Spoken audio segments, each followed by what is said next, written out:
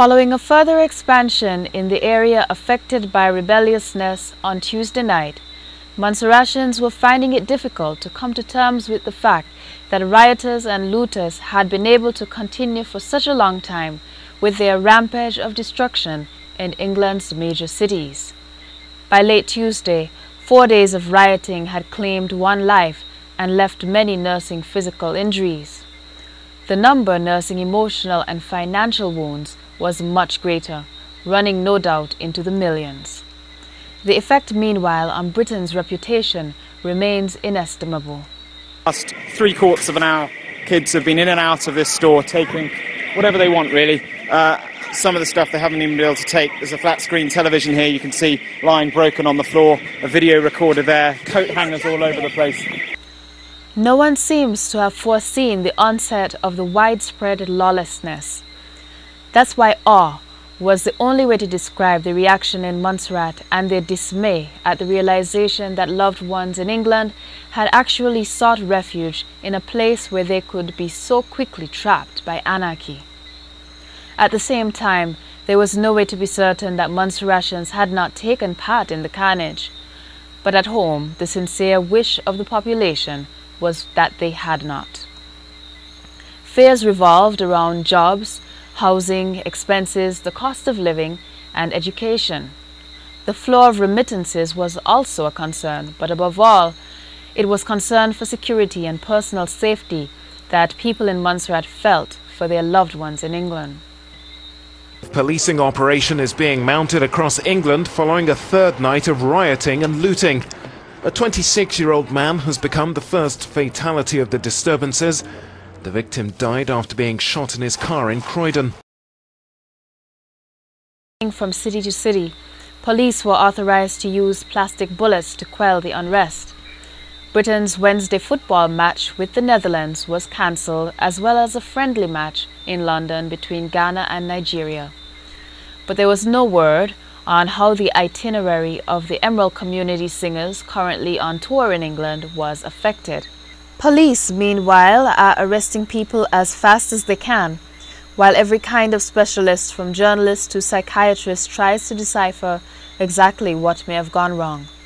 Journalists and sociologists of every kind are saying that although the shooting to death of a 29-year-old man by the police may have been the trigger, the riots were actually spurred by anger over the gloomy economic situation with its high rates of unemployment and reduced public services. There are many Londoners who are not mincing their words. For them, this was wanton hooliganism, period. Rioting is now widespread. Several cities around England suffered a taste of the violence already experienced by London. The government is increasingly alarmed. In his strongest warning yet, the Prime Minister spoke of water cannon and plastic bullets being made available to the police if they need them. Today, major police operations are underway, as I speak, to arrest the criminals who were not picked up last night, but who were picked up on closed-circuit television cameras. Picture by picture, these criminals are being identified and arrested, and we will not let any phony concerns about human rights get in the way of the publication of these pictures and the arrest of these individuals. In England's second city, Birmingham, the clean-up operation is now underway, and London did have a quieter night, but the government still faces huge challenges. The reason behind David Cameron's increasingly strong message is because when Parliament meets here on Thursday, his premiership could become destabilised over this issue, not least because the government is about to make cuts to the hard-pressed police. In the Midlands, the trouble started long before darkness fell. Despite promises of more aggressive policing, there's still a brazen arrogance to how these youths behave, to how they smash their way into shops and loot, and how they take on the police, and how they destroy property. For small businesses like this coffee bar, this is disaster. The owner is not sure if he can recover. And they've literally shaken me up, you know. It's like a heart attack to you. This is not at all tolerable in the society. No. This is, now that who's going to compensate me? Insurance?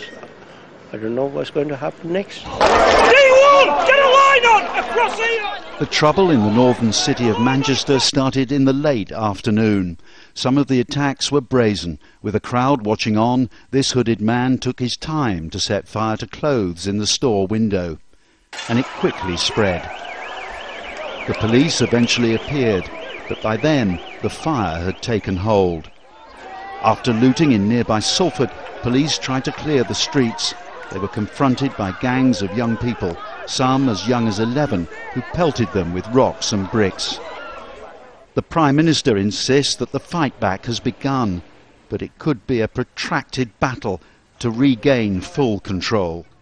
But even if it was criminality pure and simple, it's been hard to ignore the view from outside England that whenever there's a change in the pattern of human behavior, there's always a reason.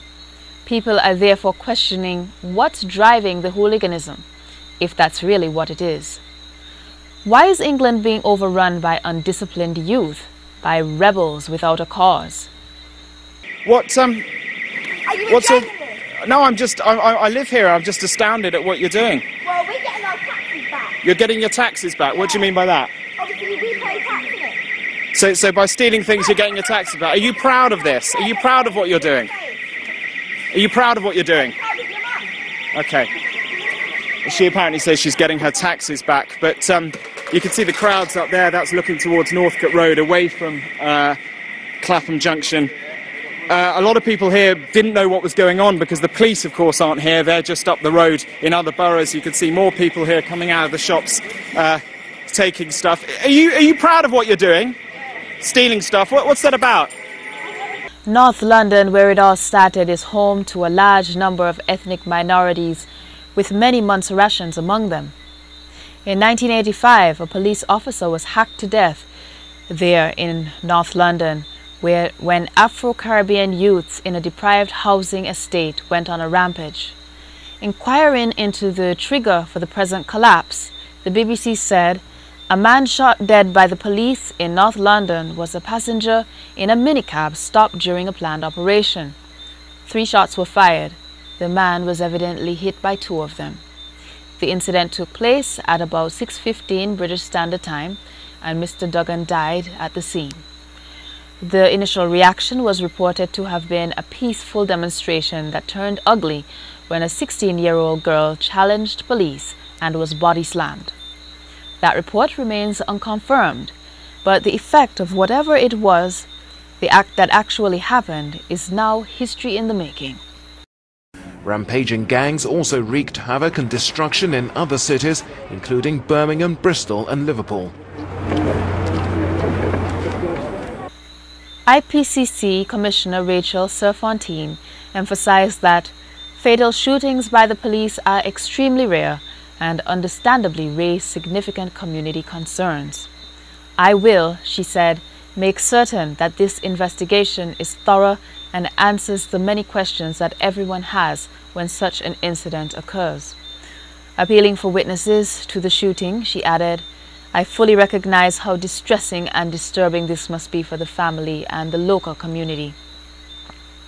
Clearly, the IPCC Commissioner was right, and surely she can be forgiven for not mentioning how distressing it is for those looking in from the outside. To see Pax Britannica, British respect for the law, fall apart is worrying. This was not a rebellion, no leadership, no clear objective. Order and common sense simply giving way to naked lawlessness. To angry youth with no focus, and to others sufficiently misguided to think of burning down businesses, homes and vehicles, and of looting shops as good fun. That's why it is even somewhat comforting to yield to the argument that austere financial circumstances into which Britain has been plunged could truly be at the root of this behavior. Accepting that line for now, cities and countries so far spared cannot fail to examine what may be done to ensure that their people, similarly affected by austere circumstances, are treated with respect and with a full and sympathetic appreciation of their various hardships. They must also strive to ensure that their children are better disciplined and protected from greed as they grow.